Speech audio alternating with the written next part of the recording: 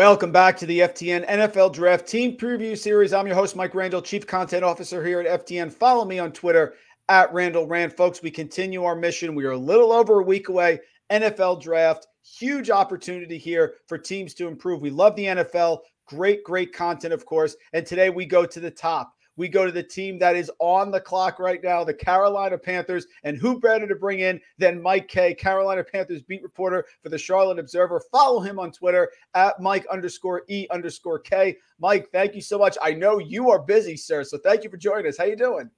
I'm doing well, man. You got through the worst Twitter handle in the history of Twitter really well. I'm very proud of you. So that alone makes it worth being on the show. Oh, I appreciate it, sir. And listen, you are on the clock. Very excited here with the Panthers making that big pick. But before we get to that, let's start with the coaching changes here. Panthers make a change at the top. In comes Frank Reich. Talk about his impact here and the coaches as they're looking to move forward here for a Panther team that actually competed last year, but really has sights moving forward for bigger and better things.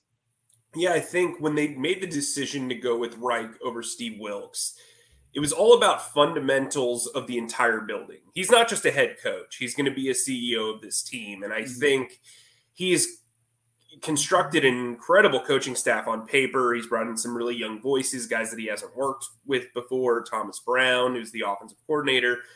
Josh McCown, who's a first-year position coach at quarterbacks coach, but he spent more than a decade in the NFL as a player.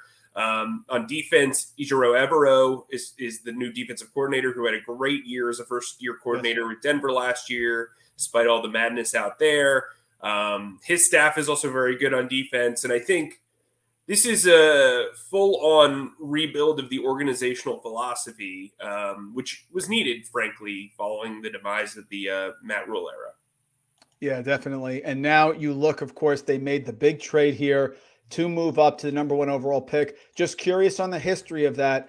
It seems like it's Bryce Young. I mean, we follow these things. You're knee deep in it. I'm sure people are tight-lipped to a certain extent, but can just take us through. Was it always Bryce Young? I am of the camp, Mike. I don't think you have to trade up to know exactly who it is in this draft where there are so many great quarterback prospects. I mean, people are talking about, there was rumors of 4 quarterbacks going to start, 1, 2, 3, 4. So I don't think of the Panthers had to know that, but they knew they wanted one. It looks like they're focused on Bryce Young here, but just talk about how that process went through with Stroud and Young.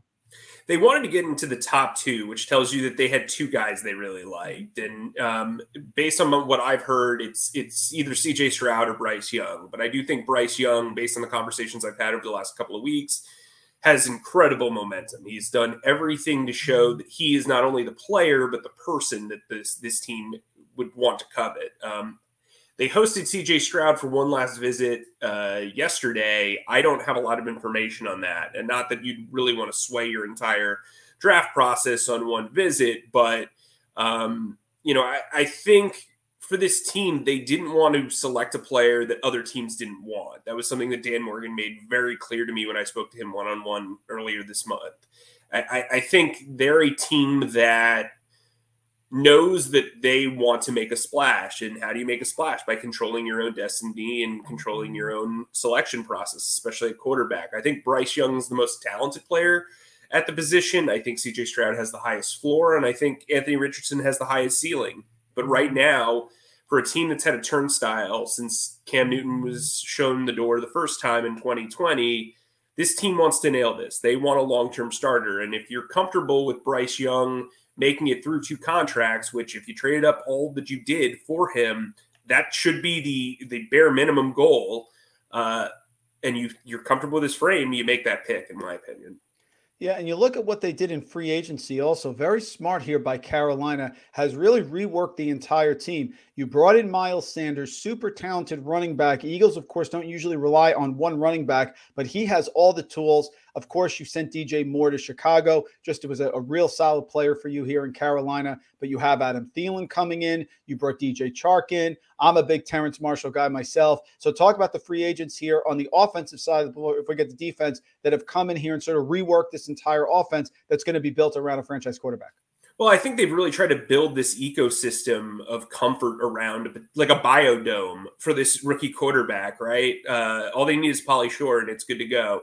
But, what they've done is Miles Sanders is a guy who can create plays for himself. He can find holes and running lanes behind a good offensive line, which the Panthers feel like they have a good offensive line. And for a rookie quarterback, you're going to need a guy who can kind of create on his own. And I think they believe that in Frank Reich's offense, Miles Sanders, who's worked with two of Frank Reich's biggest influences / pupils in Doug Peterson and Nick Sirianni, I think he feels really good about the language being carried over here, about the talent and fit carrying over here. And then I think you brought up DJ Chark, Adam Thielen. Those guys are there to make up for the loss of DJ Moore. I think Thielen they like in the slot. I think Chark's the guy they're going to use at the Z position. I think they would be happy to get some competition for Terrence Marshall at the X spot. That's fine. I mean, that's fine. You're not going to fill every hole in one sitting. Hayden Hurst is a really good yards after catch tight end. I think he's going to have a career year in this offense. He's going to be kind of that safety net. And then you bring in Andy Dalton, the guy who's done it before. He's a guy who's been a franchise quarterback. He started as a rookie. So I think that experience is invaluable. He's thrown for more yards and more touchdowns than Frank Reich and Josh McCown put together in his career. And I think that says something. I think that gives you automatic clout in the building. And, you know, while a lot of quarterbacks have been forced onto the field right away, if they've been taken very early, that doesn't always need to be the case. You want to have the best long-term projection. And I think having Andy Dalton gives you a ton of insurance and a ton of wherewithal within that building. And we'll talk about the defensive side of the ball now. Sort of a drop-off last year. You know, all the excitement on offense and the players coming in. Panthers went from 15th in DVOA to 27th here. Struggled against the pass, of course. In a division here, they can make some moves. I would think free agency, maybe make some things here. What are you looking at with the defensive improvements, both with the picks, and there's 2 picks in the second round also, but also free agency here to improve and solidify that defense? Avero coming in obviously was the key chess piece. Yeah, they're switching to all based on disguising. Frankie Lou's going to move into inside linebacker. They retain Shaq Thompson on a pay cut. So those will be their 2 inside linebackers. They're also going to use Jeremy Chin as a rover. He's going to be more of a sub-package player now, which I think is the right move after he struggled last year as a true safety. The big move really is Von Bell. Von Bell is going to be partnered with Xavier Woods, who they signed last year. Those guys are really great with communication. They're very good with leadership, but they're also very good at switching from free safety to strong safety. I think that really helps them on the back end. They brought in Shai Tuttle from New Orleans, who they want to use as an undersized nose tackle because this is going to be more of a hybrid front. They're going to move Derek Brown over to 5 technique.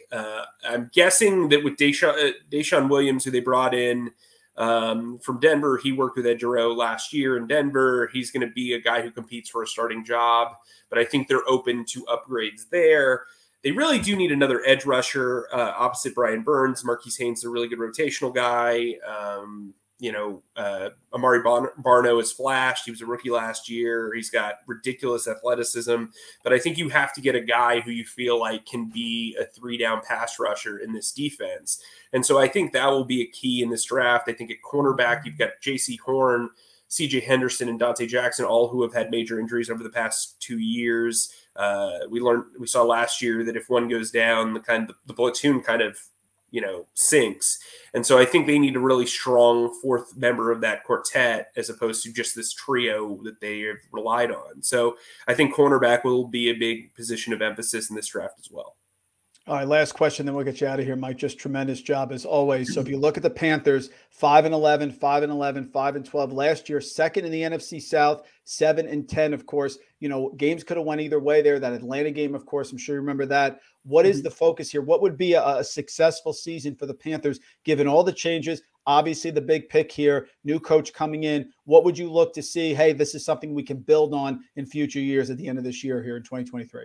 I mean, if they start this #1 overall pick from the jump, that's what this season's about. It's not about the playoffs. It's not about going deep in the playoffs. It's about, hey, establishing that this guy is going to be the quarterback for the next, 6 to 8 years who can constantly make you a perennial winner. I think 8 to 9 wins would be a satisfactory look. I think a lot of people are saying like the NFC South is wide open. I think Atlanta's done a really good job of recouping a lot of talent. I think they're a team that if Desmond Ridder or whoever they draft can play well, they're going to be a problem for this team. I think Tampa's going to take a massive step back. And look, I think when you consider what's kind of gone on in this division for years, the Panthers have the opportunity to jump up. I just don't know that it's going to be that easy with the rebuilding defense, with the rookie quarterback, with all that stuff. And so I would temper expectations. I expect them to be middling. I don't expect them to be this team that jumps out to a huge start, but maybe they will. Frank Reich never won the AFC South, perhaps the easiest division to win in football during this era.